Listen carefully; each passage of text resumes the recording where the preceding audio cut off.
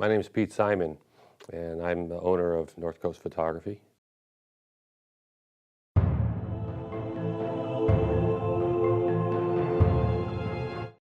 Being a photography studio owner, I don't, every week's a little bit different, but there are days when we need to,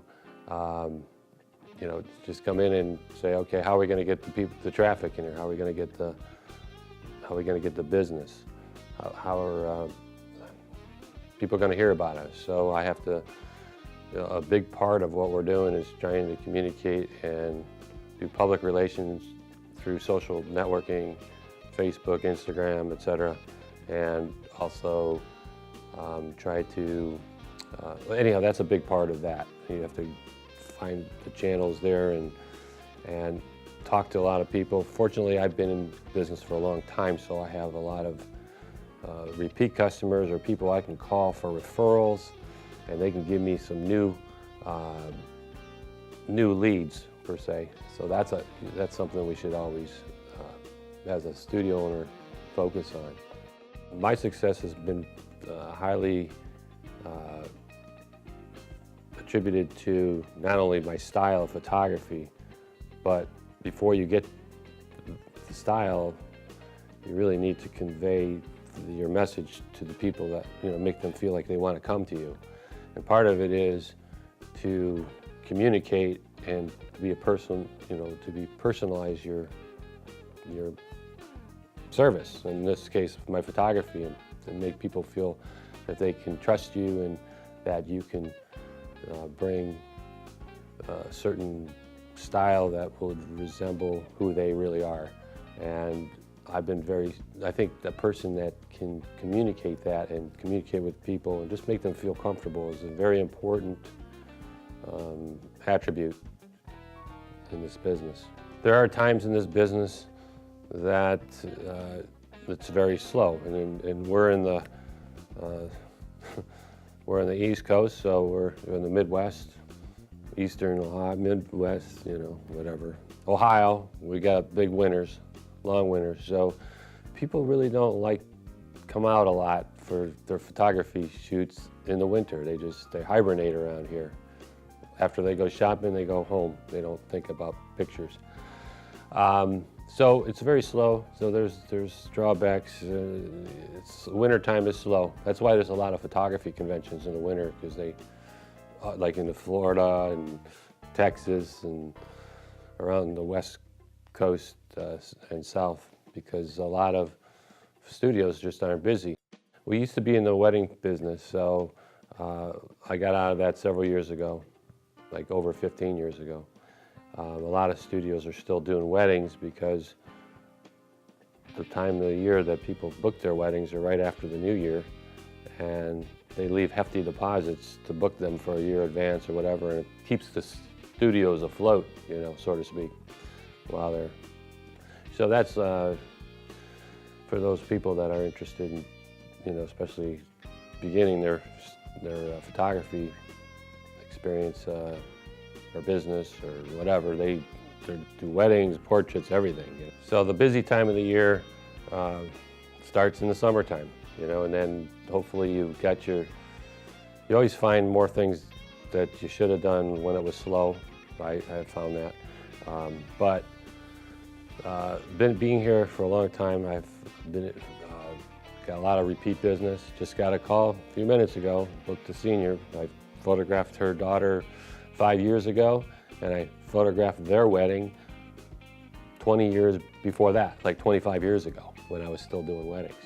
So thank God you've done a good job throughout the years, and it brings, the turnaround comes, and plus they refer people as well. So that's a big part of running your business. And I suppose with the technology today, you can get busier as long as you keep your message out there to your past customers as well as the newer customers.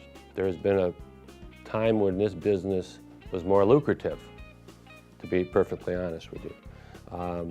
And now that for over 12, I've been doing digital for 13 years now.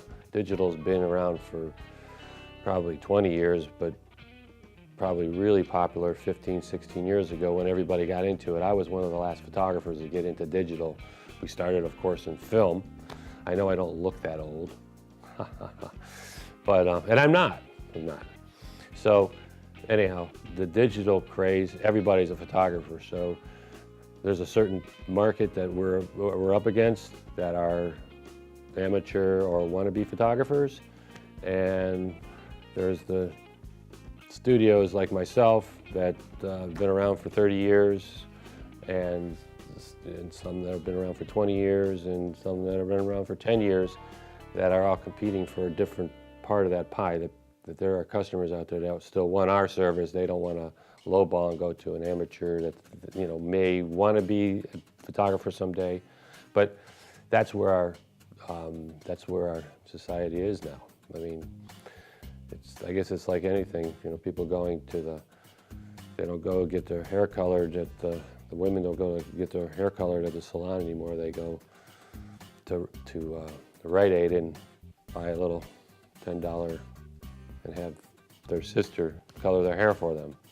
So that's kind of like it is in our photography business sometimes.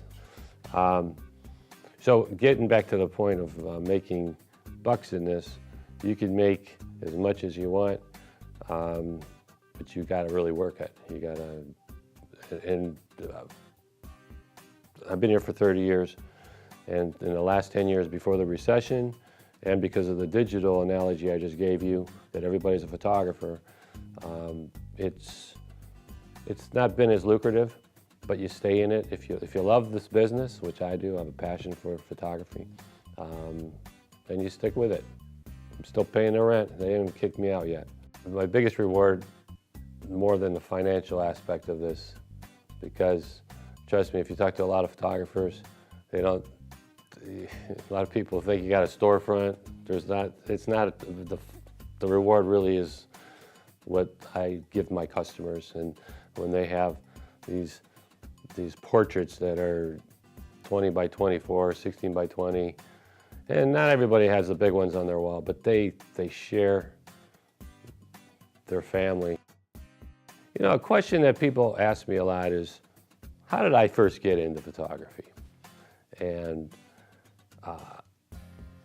as I am a portrait studio owner now, I actually initially wanted to get into photojournalism, which I did. I accomplished that. When I was 12 years old, I was at an Indians game with my little Instamatic film camera, right behind the dugout, taking pictures of professional baseball players. And I saw the photographers on the other side with their long lenses and taking pictures. And I said to myself, I'm going to be a photographer someday. And I was like 12, 13 then. Before I was 19, I was doing photography at professional baseball game and basketball game, Cavaliers and the Indians. And a year later, I was even on the Cleveland Browns in 1979, photographing the Browns of the late 70s. Yeah, but then a few years later, I got out of photojournalism, did freelance work, and then through the help of my father, who backed the studio, we opened up this place in the mid-'80s, and here we are today, many years later.